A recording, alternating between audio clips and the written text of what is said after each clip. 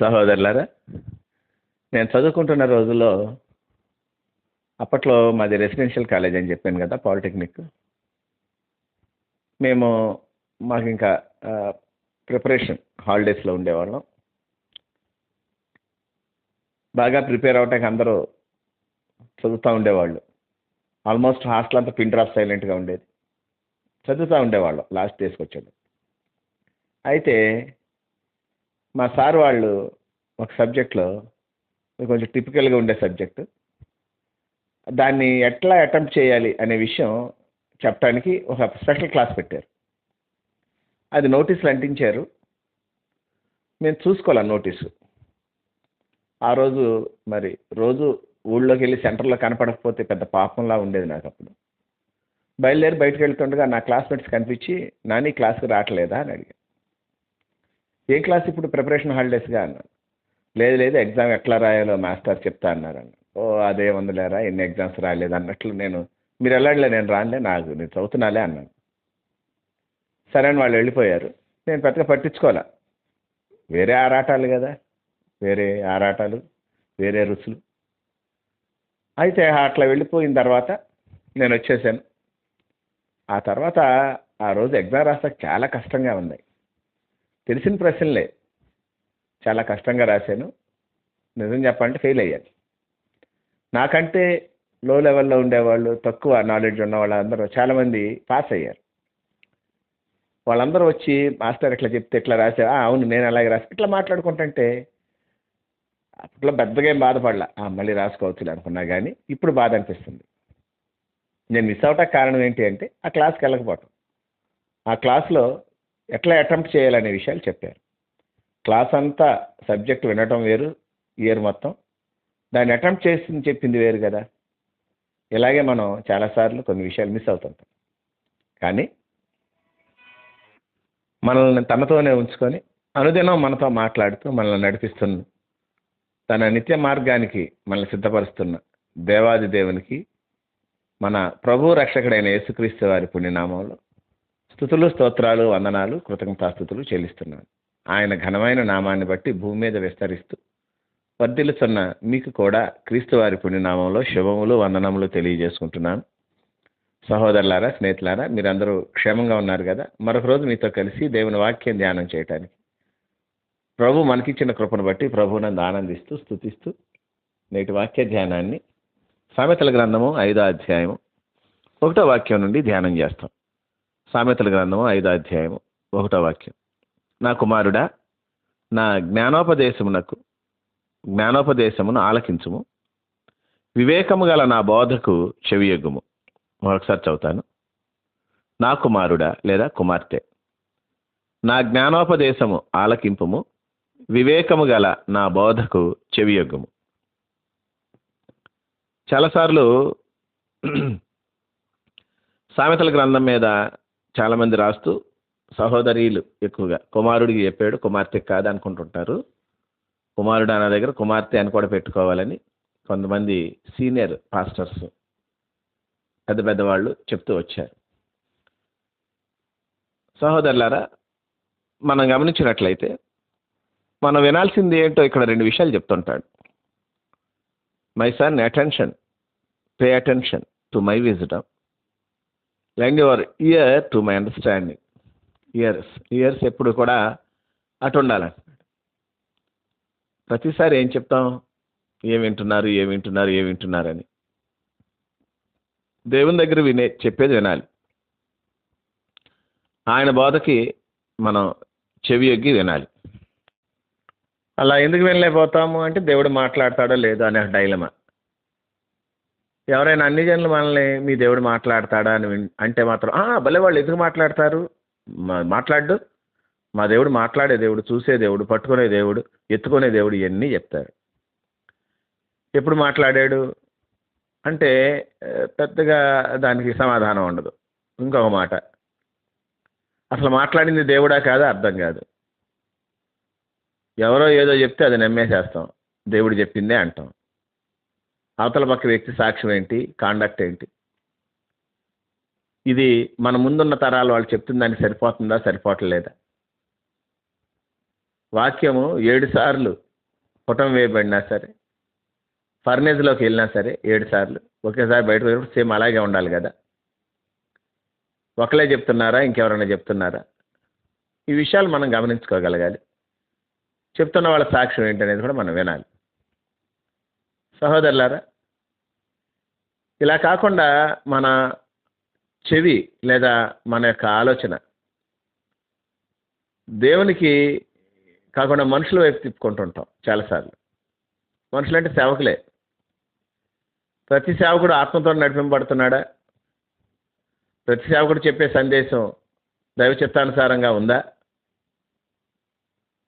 ఎంతమంది ఏదో కొత్త అంశం చెప్పడానికి ఏదైనా శ్వాసుల్లా ఇష్టపడుతున్నారు?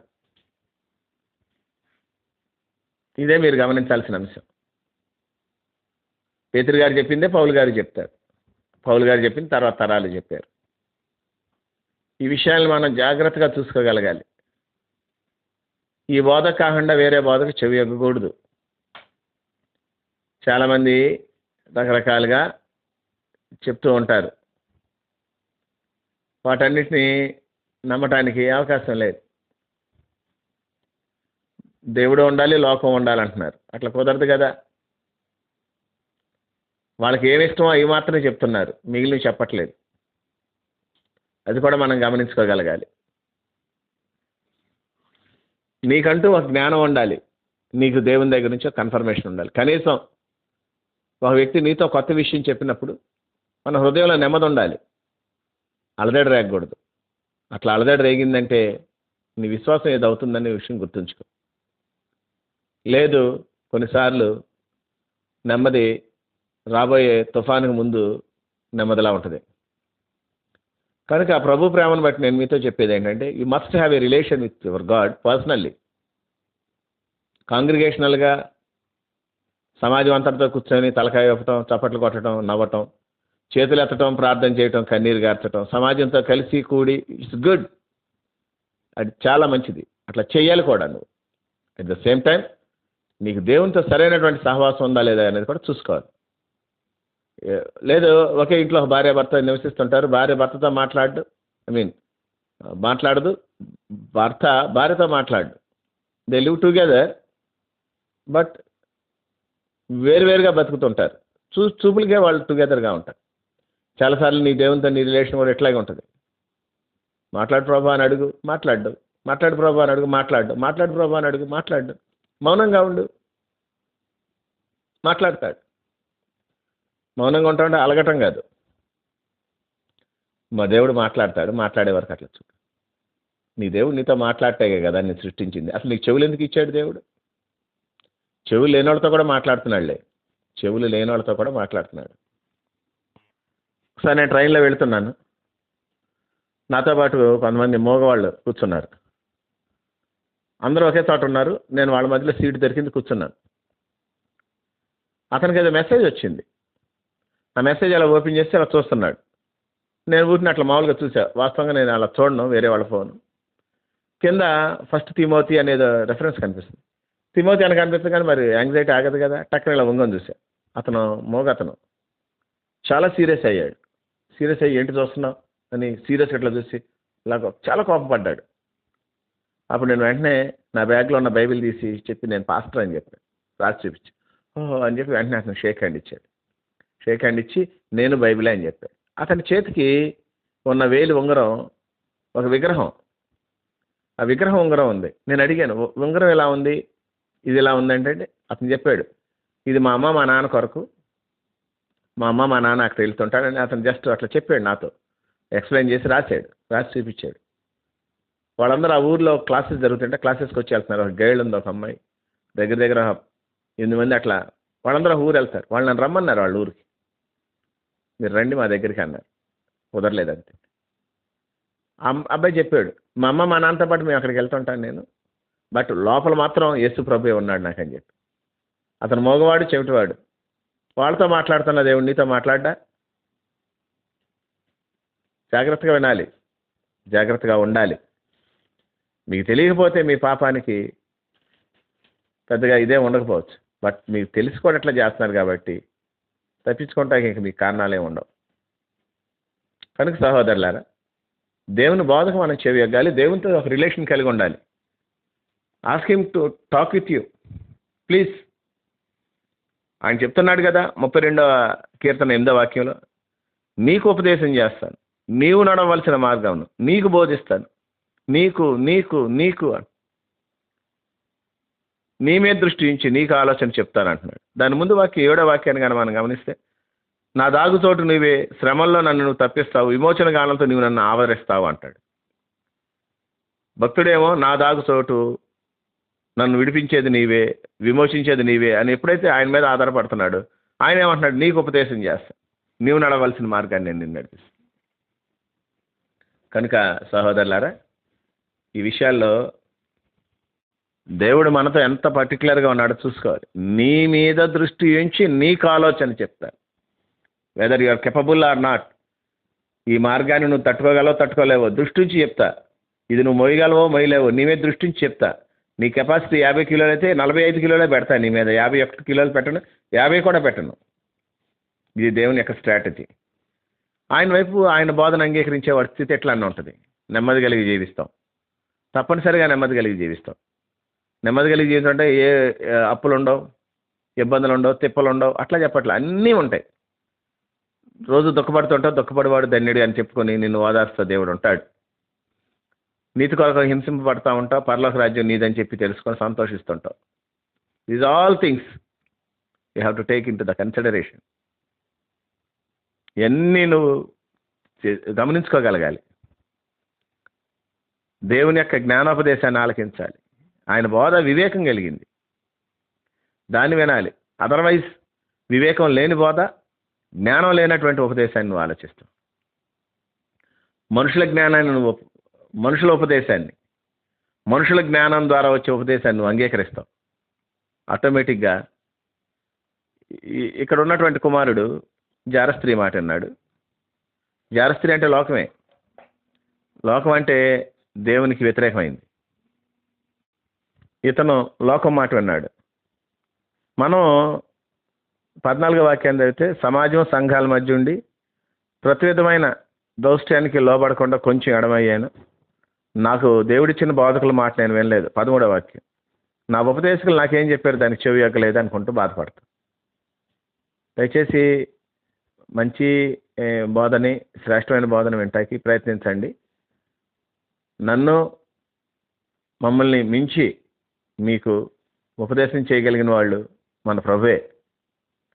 బహుశా నేను కూడా మిమ్మల్ని అన్నిసార్లు ఆదరించలేకపోతానేమో, కానీ నేనంటే నా ద్వారా వస్తున్న వాక్యం, దేవుడు మాత్రం మిమ్మల్ని తప్పకుండా ఆదరిస్తాడు, 100% ఆదరిస్తాడు. అది నేను మీకు పూర్తిగా అష్యూరెన్స్ ఇవ్వగలను. కనుక ప్రభు నన్ను ప్రియమైన వాళ్ళారా, దయచేసి దేవుని వైపే చూడాలి. నేను మీతో చెప్పాను కదా, ఆ ఎగ్జామ్ ఎట్లా రాయాలి అనే దాని మీద రివ్యూ క్లాసెస్కి నేను వెళ్ళా. ఎన్ని ఎగ్జామ్స్ రాయాలా? 7th క్లాస్ మాకు కామన్ ఎగ్జామ్స్ ఉండేవి, 10th క్లాస్ ఉంది, ఇంటర్మీడియట్ చేసి ఫస్ట్ ఇయర్ పాలిటెక్నిక్ వెళ్ళా, ఫస్ట్ ఇయర్ చదివా, సెకండ్ ఇయర్ చదివాను. ఇంకా ఏం చదువుతాం, ఎన్ని ఎగ్జామ్స్ రాస్తుంటాను, కుప్పలు ఎగ్జామ్స్ రాశాను అనే థాట్లోనే నేనున్నా. అక్కడే పొరపాటు పడ్డా. జాగ్రత్తగా చూసుకోవాలి. మనము దేవుని దగ్గర ఉండాలి, దేవునితోనే ఉండాలి. అప్పుడు మనకు దేవుడు ఇచ్చేటటువంటి స్థితి లేదా దేవుడు మనల్ని నడిపించే నెమ్మది చాలా డిఫరెంట్గా ఉంటుంది. అవి అనుభవించడానికి దేవుడు మనల్ని సిద్ధపరచును గాక. ప్రార్థన. మహాపరిశుద్ధుడు అయిన తండ్రి, ప్రేమ నమ్మకం గలవాడ, మీకే వందనాలు, స్తోత్రాలు, కృతజ్ఞతాస్తుతులు చెల్లిస్తున్నాను. నీ కృపను బట్టి, మా జీవితాల్లో నేటి వరకు నువ్వు ఇచ్చిన నెమ్మదిని బట్టి, క్షేమాన్ని బట్టి, నీ కనికరాన్ని బట్టి నీకు స్తోత్రాలు ప్రభా. మమ్మల్ని బలపరిచారు, భద్రపరిచారు, నీ నెమ్మదిని మాకు అనుగ్రహించి నడిపించారు. నీ బోధ మేము వినటానికి కృప దయచేయండి. మీరు మాట్లాడుతున్నారు ప్రభా, నా కుమారుడా నా జ్ఞానోపదేశాన్ని ఆలకించు, వివేకం గల నా బోధకు చెవియొగ్గు, అప్పుడు బుద్ధి కలిగి నడుచుకుంటావు, తెలివిని బట్టి నీ పెదాలు మాట్లాడుతాయి అంటున్నారు. బుద్ధి కలిగి మేము నడవలేకపోవటానికి కారణం నిన్ను వినకపోవటమే. మా నోరు సరిగా మంచి మాటలు మాట్లాడలేకపోవటం కూడా నాయన నీ యొక్క ఉపదేశాన్ని సరిగా మేము వెంబడించకపోవటం. మా ఒళ్ళు, మా నోరు మేము కాపాడుకోవటానికి కావాల్సిన ఉపదేశం మాకు అనుగ్రహించు. నీ కృపకు మమ్మల్ని అప్పగించుకుంటున్నాను. బలమైన దేవుడా, బలమైన కార్యాలు చేయమని ప్రార్థన చేస్తాం. నీ కటాక్షం మా మీద ఉండమని ప్రార్థన చేస్తాం. కనికరించండి. కృప చూపించండి, క్షేమాన్ని దయచేయండి. నమ్మదగిన దేవుడా, నీకే స్తోత్రాలు చెల్లిస్తున్నాను. నీ కటాక్షం, నీ ఉపదేశం, నీ యొక్క బోధ గ్రహించు చెవులు మాకు దయచేయండి. ఘనత, మహిమ, ప్రభావాలు మీకు ఆరోపిస్తూ మేమేమై ఉన్నాం అది నీ కృప అని చెప్పి ఒప్పుకుంటూ మా ప్రభువును రక్షకుడైన యేసుక్రీస్తు వారి పుణ్యనామం కృతజ్ఞతాస్తుతులు చెల్లించి వేడి బ్రతిమాలు కొంచున్నాము తండ్రి. Amen, amen, amen.